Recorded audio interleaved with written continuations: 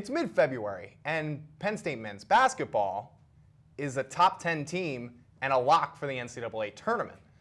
Those are some words I never thought I'd say in my life. I'm Jack Hirsh for Penn State Sports Night, and for the last few years I've been around Pat Chambers' teams through many ups and downs as a regular reporter for multiple outlets. This past Saturday, the Nittany Lions picked up their 20th regular season win, the most in the Pat Chambers era, their 10th conference win, most in the Chambers era, and their 8th straight win overall, which is, you guessed it, the longest streak in the Pat Chambers era. Penn State hasn't just gotten lucky or been carried on the back of their star player Lamar Stevens. They've won games with 6 guys in double figures. They've won games where only 5 guys even register a point. That's not to say Stevens hasn't been great. Sure, his scoring is down a tick or two from last year, but he doesn't have to score 20-plus points a game on this team.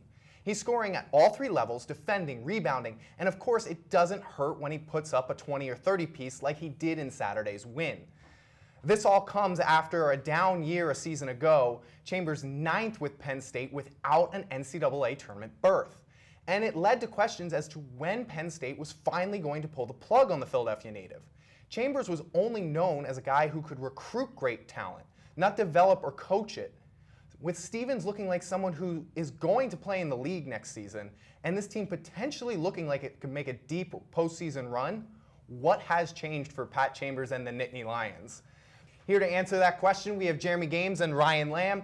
Ryan, why don't you start us off, because you believe that the key factor for Chambers' teams is that they're finally have some depth on this team. Yeah, when you talk about it, it's a lot of different factors, but I'm focusing on the roster. They have depth, and it's not something that the team has. They basically fielded 2 lineups this season, especially when you're considering the team doing better with John Harris starting in the lineup with Seth Lundy coming in as well. And looking at it, Brockington has been playing 20-plus minutes and shooting pretty well and adding some defensive value to it as well.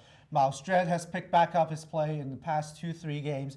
Curtis Jones has been a great veteran presence. When you talk about the success DNA of a good college basketball team, it's always about veteran guard play. And he's doing that as well. And, well, Jamari Wheeler hitting the shots, and Myron Jones, he's been one of the star players in this team, averaging around 14, 15 points. He's been out for the past 2 games, and the team's still holding up. So that means the team has depth, and that could really be possible and to sustain into the tournament, especially when some games you really need the 8th or the 9th player to chip in points, and especially for this team to play great defense. Yeah, Penn State looking to get back Myron Jones, hopefully in the next couple of weeks, probably had the flu or something like that, missed a couple games. Now, Jeremy, your thinking is, this team is finally starting to buy into one of Pat Chambers' core philosophies that he's come here with. Yeah, to me, that's really defense. It's all about the attitude that Penn State has played with, especially during this win streak. You talk about guys like Jamari Wheeler, who's an absolute pest on defense. The way he just takes guys out of plays completely. Effort plays from John Harry. You saw him in the Purdue game just slide and dive after a ball that he can't possibly get to, but he's doing it anyway because he knows what that means to that team. Players like that will see it. And you even talk about guys like Miles Dredd, too. Last year, really just to spot a 3-point shooter. He's doing that too still, but he's even defending well. Guards are playing well all over the board, and everyone's getting in on the defense. You see the effort plays, and you see how they respond to the runs that their opponents are making in games, and they're not crumbling under that pressure because they have confidence in the way they're able to play, and it shows in these wins. Yeah, and of course, and all of that has led to, like I said before, Penn State is a lock for March Madness. They're ranked number 9 in the country. Guys, I never thought we'd get here. So let's start again with you, Ryan. Is this team for real, and how far do you think they can go? I mean, like you said, right? Number 9 in the country. I didn't even think about that until today when the rankings came out. But then I feel like this team should be a 3 seed, pushing toward the Elite 8, Final 4, but definitely a second-week team. Big Ten is the best conference in college basketball, with usually 10, 11 teams being penciled in most bracketology results, if not 12 with Minnesota in the bubble, I believe. And like you said, Penn State has the most road wins in the Big Ten, and that's really important. In the tournament, they play in different environments as well.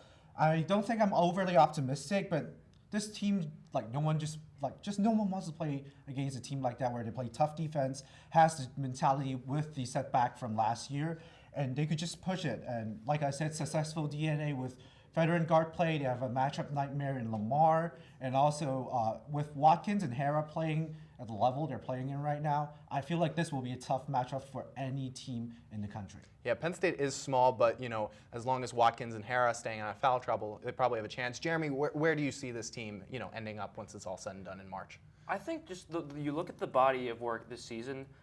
Who can't Penn State beat right now? You look at where they ranking net at 17. They haven't lost to any quad 3 or quad 4 teams. They're 13-5 total. Duke of course has, and they're ranked all the way up here at 6 on this list. Penn State is 13-5 against quad 1 and quad 2. They have a totally complete resume. You talk about the road record as well. The Road Warriors, in the tournament, you're playing basically in all kinds of places. Penn State really is, to me, built to be able to go to the Final Four. They have an outside shot. I would be a little bit surprised, but I think they have the potential to do that just because of the way they've been able to beat all different kinds of teams. Yeah, last I looked, Penn State's odds to make the Final Four plus 600. Overall, plus 2,500. Well, I'm just personally hoping for Penn State gets some sort of berth in the opening round in Cleveland, Albany, maybe even Greensboro. It's drivable. We could actually go to this game and go. Is that ethical though? Ethical what? I can go to a game. Okay. No, what may not be ethical is the fact that I put $5 on Penn State to win the national championship. But we won't get into what my actual predictions are. So I got a pretty good odds on Penn State winning the whole thing. So we could leave it at that. Is it ethical? Who cares? That should be a fantastic March coming up here. But that'll do it for us here at Penn State Sports Night. For Jeremy Gaines, Ryan Lamb, I'm Jack Hirsh. Take it easy. We will sleep in May. Thank you for watching our latest edition of Penn State Sports Night. If you're a fan of our content, please be sure to subscribe to our YouTube channel for more clips. Also follow us on Twitter at PSSN TV and on Instagram at PSU Sports Night to keep up with the action. For all my colleagues, we are Penn State Sports Night.